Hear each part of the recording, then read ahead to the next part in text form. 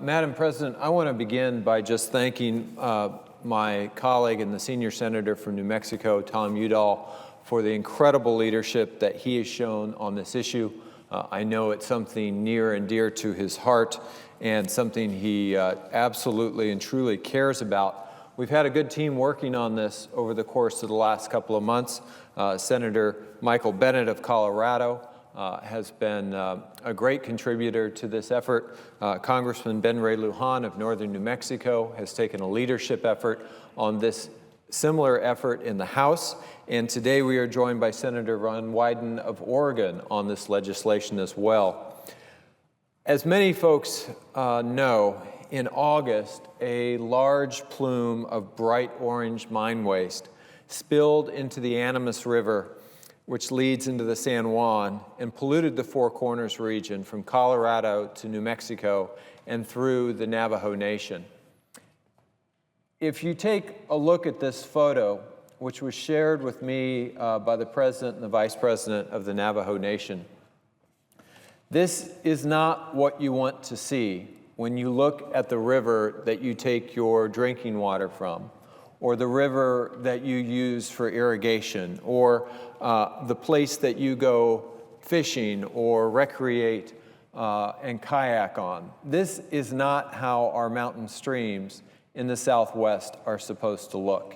And I think visually this got the attention of people all around the country as to the scope and scale of this problem. Now, after the mine spill, I toured affected communities in New Mexico and the Navajo Nation. I met with impacted residents, including farmers in Aztec and Shiprock, San Juan County leaders, Navajo Nation President Russell Begay, Vice President Jonathan Nez, and Attorney General Ethel Branch. In the Southwest, Madam President, water is by far our most precious resource. So you can imagine the kind of impact that this disaster had on our communities. Now, my colleagues in the Environment and Public Works Committee and the Committee on Indian Affairs have now held hearings to investigate the Environmental Protection Agency's actions which led to this spill and to seek to bring proper oversight to the agency's response. Last week, the Department of Interior released a report of its independent technical evaluation of the EPA's action. The evaluation found that the EPA did not properly appreciate the engineering complexity of trying to clean up the Gold King mine, and that it could, in fact, have prevented what you see here.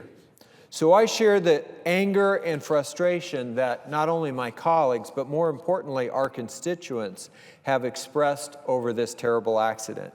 It is why Senator Udall and myself have introduced separate legislation specifically to make these communities whole. And we need to continue to demand that the EPA act with urgency to protect the health and the safety of the affected communities and to repair the damage inflicted on this watershed.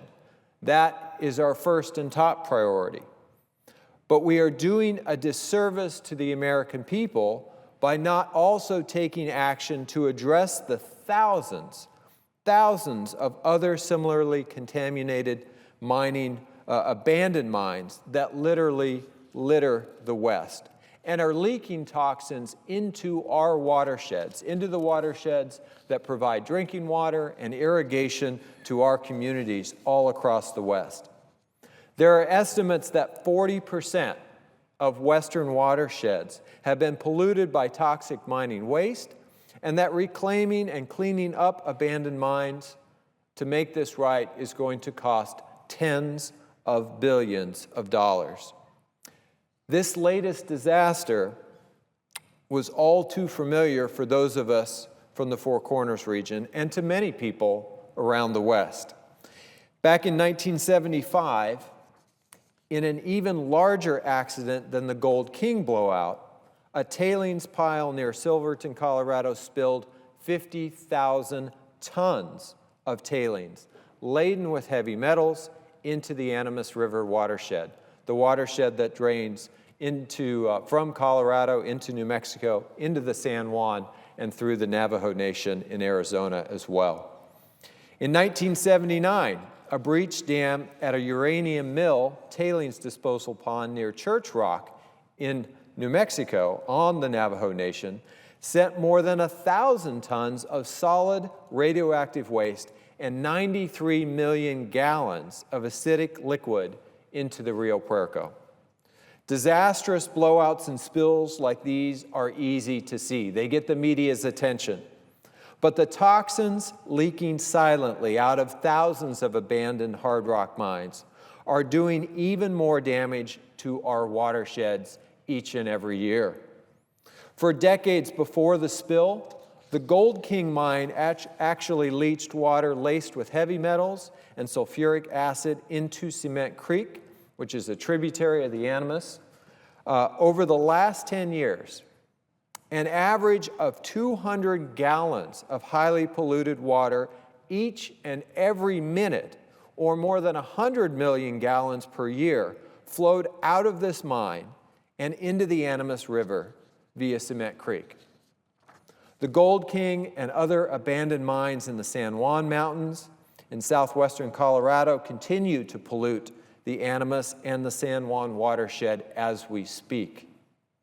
Beyond the immediate cleanup of the Gold King spill, it's high time that we as a Congress overhaul our abandoned mine cleanup policies to make future disasters less likely and to address the thousands and thousands of abandoned mines that are polluting our watersheds.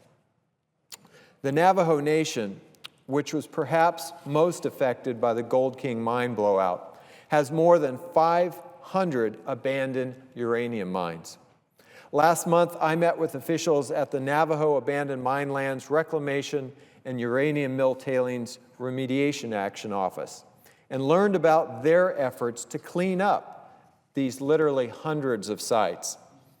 I visited a large uranium tailings disposal pile in Shiprock, in the town of Shiprock, that sits close to the San Juan River. If you look at the map here, this is the San Juan River. This is the community of Shiprock. We have the high school, the fairgrounds, the residential area, all around a permanent tailings disposal site, something that is going to require stewardship for literally hundreds, if not thousands of years. Melvin Yazzie, a senior reclamation specialist with the department, also took me through an abandoned uranium mine site in the Red Valley chapter of the Northern Navajo Nation. Carrying a Geiger counter, he showed me the abandoned mine and a nearby house that was constructed using materials contaminated with radioactive materials. Here you see Mr. Yazzie with his Geiger counter. Now this is obviously no longer occupied, but it gives you a sense for the impacts to members of the Navajo Nation, some of which literally had their homes built with the spillover, the rock materials that came out of these mines and lived with that irradiation each and every day.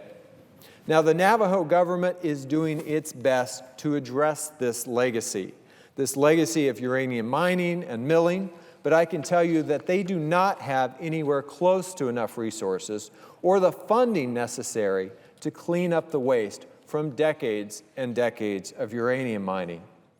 A large reason why the Navajo Nation lacks adequate resources and why communities all across Indian country and the entire West are dealing with pollution from abandoned mines and lack resources is that we have not updated our federal laws on hard rock mining in 143 years. 143 years.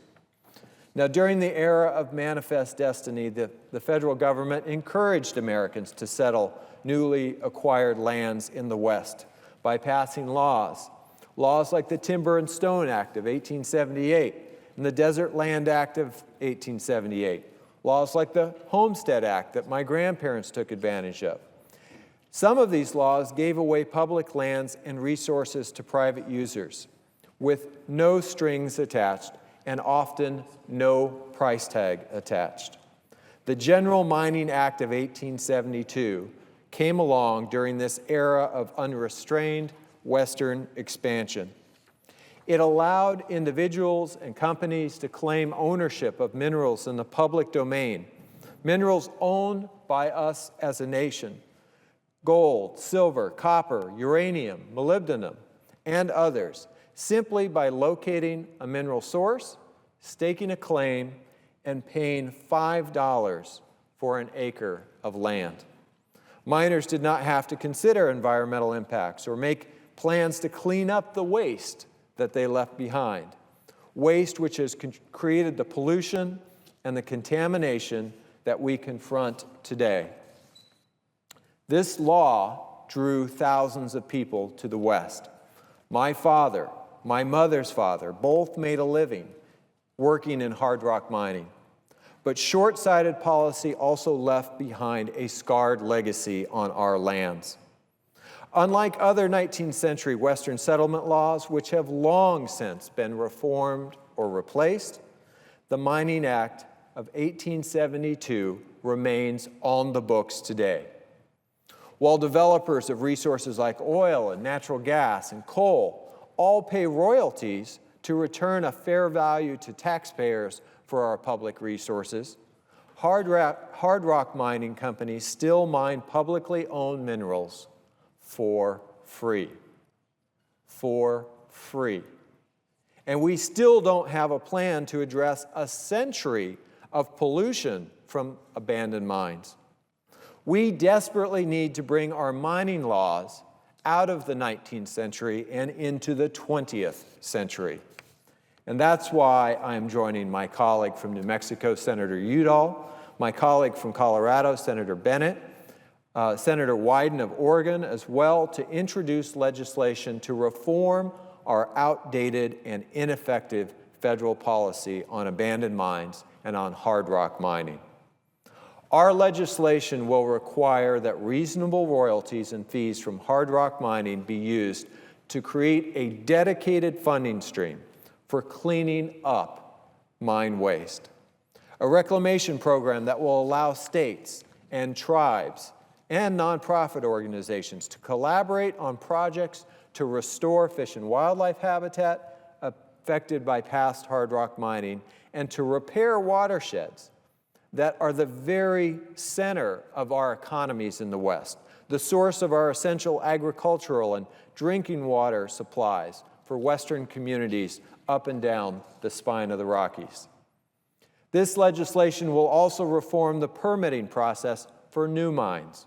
Hard rock mining companies will need to protect water and wildlife resources and to provide financial assurance that they can actually fund reclamation, cleanup, and restoration efforts after their mines close, so that in the future we don't have this legacy of abandoned hard rock mines. These are simply common sense reforms.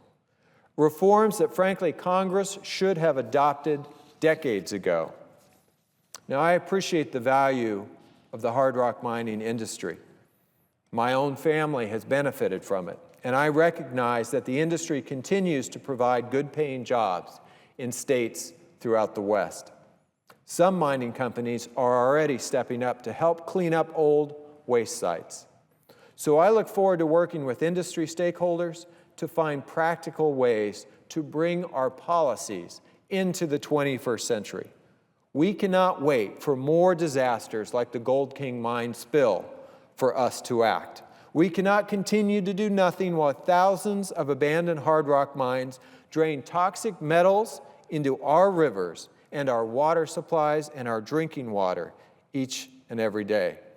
We must come together and press forward for pragmatic reforms to our outdated federal hard rock mining laws. Madam President, with that, I would yield to my colleague from Michigan.